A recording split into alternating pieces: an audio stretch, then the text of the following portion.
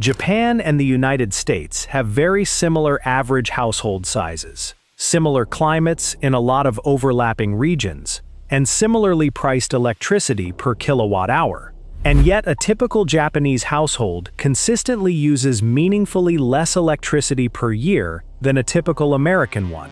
That gap isn't explained by better appliances alone, and it isn't explained by Japanese homes being smaller, though that plays a role.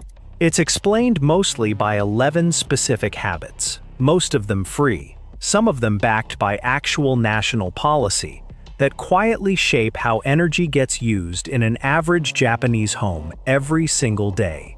Habits an average American household routinely does the opposite of, without ever realizing there was another option. Before we continue, let me mention one thing. Many of the Japanese methods I share in these videos have been collected into a practical guide over at the Japanese Home Manual. If you'd like to explore them in more detail, you'll find it there. That's all. Now, let's get back to today's method. Let's be precise about the doubles your power bill claim in today's title, because it's a real, defensible comparison and not a scare tactic, but it deserves the same honesty every claim on this channel gets. Nobody following none of today's 11 habits is guaranteed to pay exactly double what a neighbor following all 11 pays. Your specific bill depends on your climate, your home's insulation, your appliances, and your household size. What is genuinely true, and what the comparison is actually built on, is that each of these 11 habits independently saves a real, measurable percentage on a specific category of energy use. And when you stack all 11 together against a household doing the opposite of every single one, the total gap between those two households' bills routinely lands somewhere in the range of a genuine doubling, sometimes more, in real comparative studies of Japanese versus American residential energy consumption. That's the honest shape of today's claim. Not a guarantee, but a real, well-documented gap between two genuinely different ways of running a household. 1. Setting the thermostat to Japan's actual government-recommended targets rather than typical American defaults. Since 2005, Japan's Ministry of the Environment has run a nationwide campaign called Cool Biz, asking offices and encouraging households to set summer air conditioning no cooler than 28 degrees Celsius, about 82 degrees Fahrenheit, while dressing appropriately for the warmer indoor temperature rather than overcooling the space to compensate for business attire. A companion campaign, Warm Biz, sets the winter equivalent at 20 degrees Celsius, about 68 Fahrenheit, rather than the 72+ many American households default to without a second thought. These aren't arbitrary suggestions.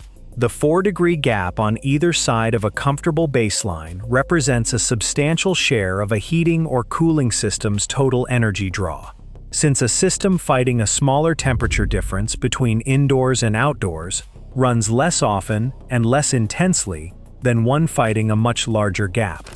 A household that adjusts its thermostat by even 2 or 3 degrees toward these targets, in either direction depending on season, captures a meaningful share of this saving without buying a single piece of equipment.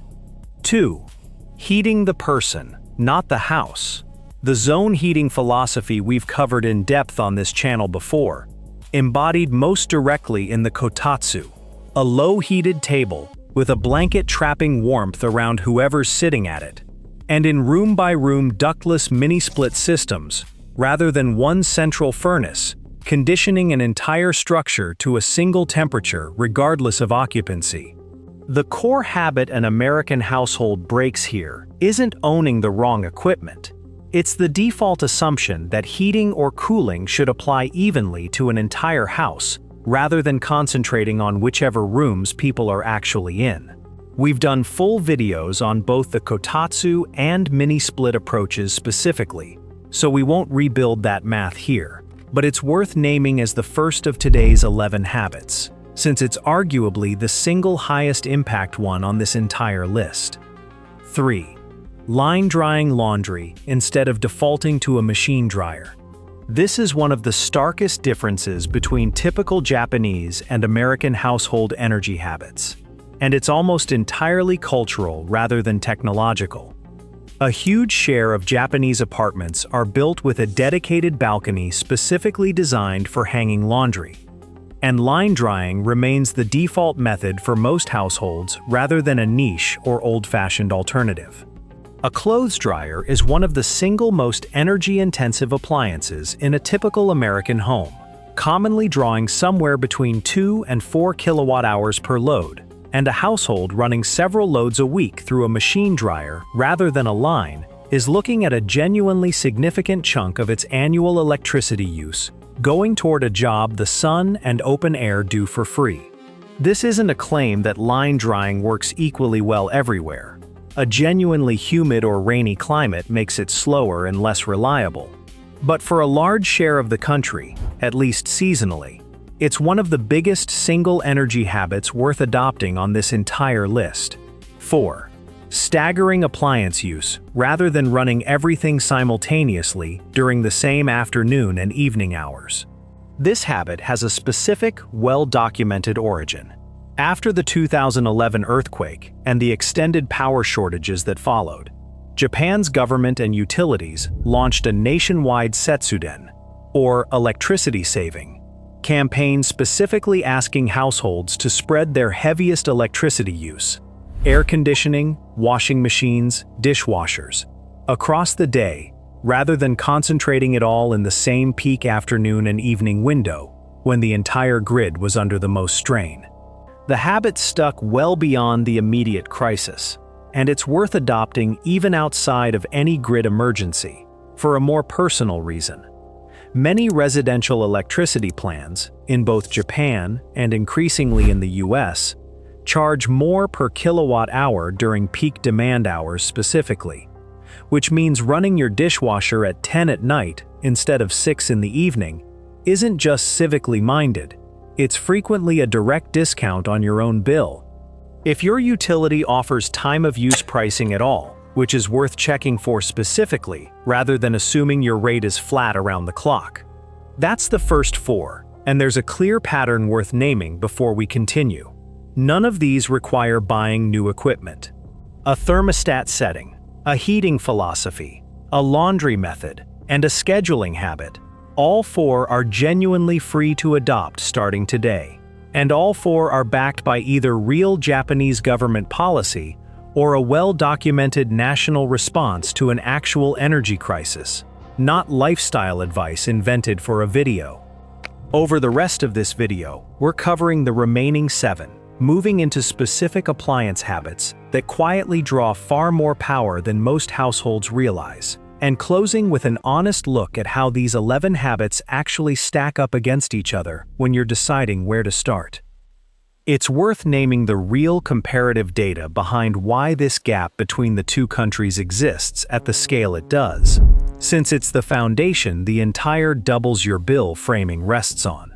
Historical residential energy comparisons between Japan and the US have consistently shown Japanese households using somewhere in the range of half to 2/3 the electricity of a comparably sized American household, even accounting for climate differences between specific regions. That gap didn't appear by accident, and it isn't explained by a single dramatic technology either country has and the other doesn't. It's the compounding effect of exactly the kind of habits we're covering today. None individually dramatic, all of them free or nearly free, stacking together across an entire year of daily use. Let's get into the rest of them. 5. Not letting a rice cooker's keep warm function run indefinitely. A rice cooker left on keep warm mode typically draws somewhere in the range of 10 to 15 watts continuously. Small on its own, but if you're keeping a pot warm for 8, 10, 12 hours because nobody remembered to unplug it after dinner, that adds up to real, measurable daily consumption across a full year, entirely for the convenience of not having to reheat a portion later. Many Japanese households instead cook a fresh, smaller batch closer to when it's actually needed, using a rice cooker's timer function to have it finish right before a meal, rather than sitting in keep warm mode for half a day afterward. It's a small habit, but it's a genuinely free one, and it's exactly the kind of appliance behavior most American kitchens never think to question, since keep warm functions are marketed as a convenience feature without any mention of what leaving them running actually costs over a year. This is worth pairing with a broader habit worth adopting for any appliance with a similar keep-it-ready mode. A coffee maker's warming plate, a slow cooker left on low far past when the food's actually done. The same underlying question applies each time. Is this convenience actually worth the continuous draw, or is it simply the default nobody's ever bothered to turn off? 6. Right-sizing how much water you boil, rather than defaulting to a full kettle every time. Boiling water is one of the more energy-intensive things a small kitchen appliance does on a per-use basis, since you're asking an electric kettle or a stovetop burner to raise the temperature of however much water you've put in by roughly 80 degrees Celsius in a matter of minutes. Boiling a full kettle to make a single cup of tea means you've spent the energy to heat water you're not actually using, and that gap, repeated multiple times a day across a household, adds up to a genuinely wasteful habit that costs nothing to fix. Simply measuring out roughly what you need rather than filling the kettle by default every time. Most electric kettles sold today include volume markings on the side, specifically for this reason, and using them deliberately rather than filling to the maximum line out of habit is one of the smallest, fastest changes on this entire list to actually put into practice. 7. Using curtains and blinds deliberately, based on the sun's actual position, rather than leaving them in one fixed configuration year-round.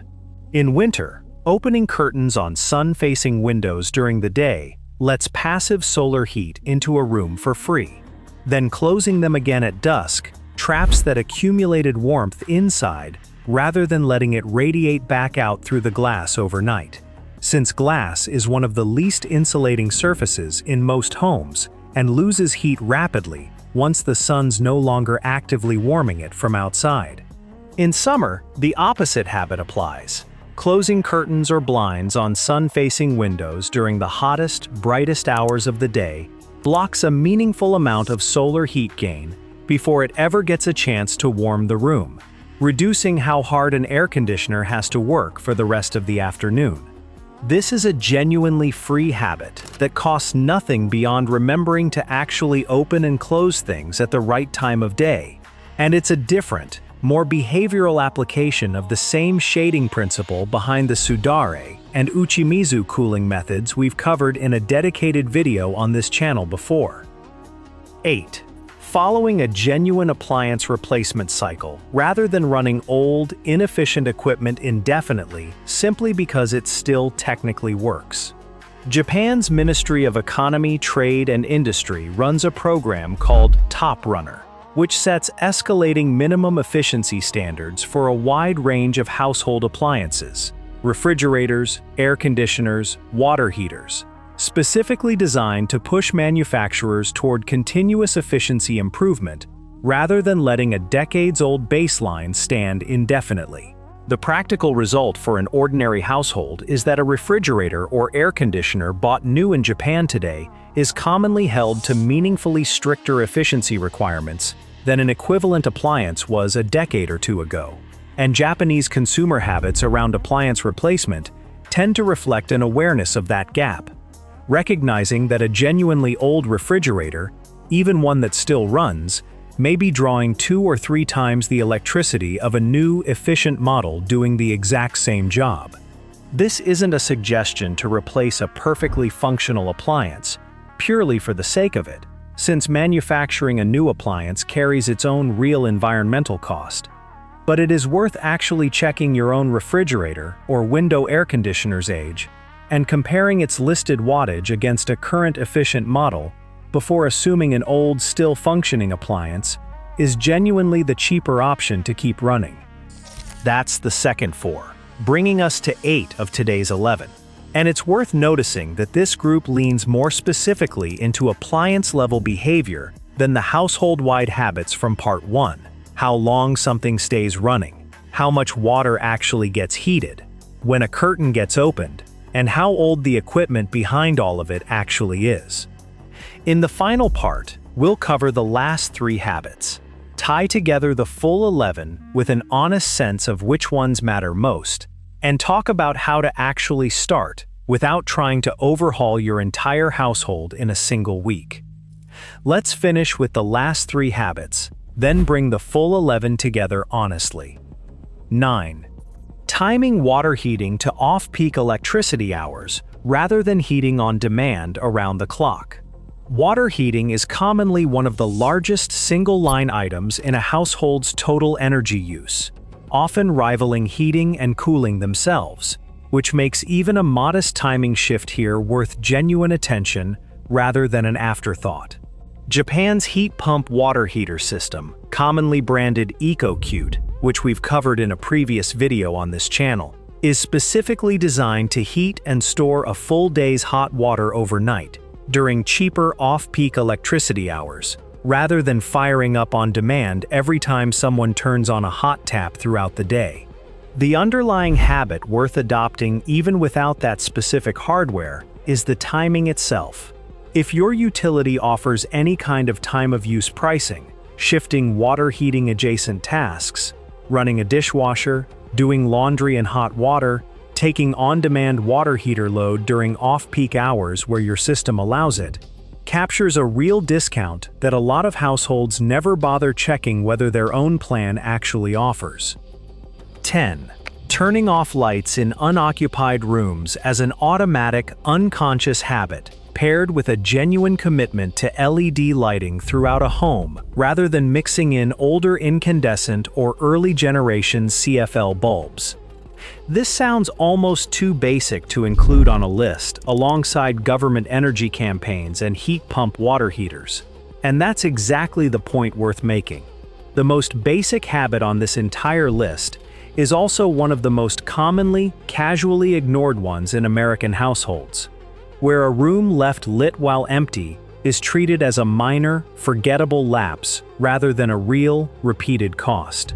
LED bulbs draw a small fraction of what an equivalent incandescent bulb does for the same brightness. And combined with a genuine habit of switching lights off when a room empties, the two together handle a meaningful, entirely free-to-implement share of a household's total lighting energy use. 11.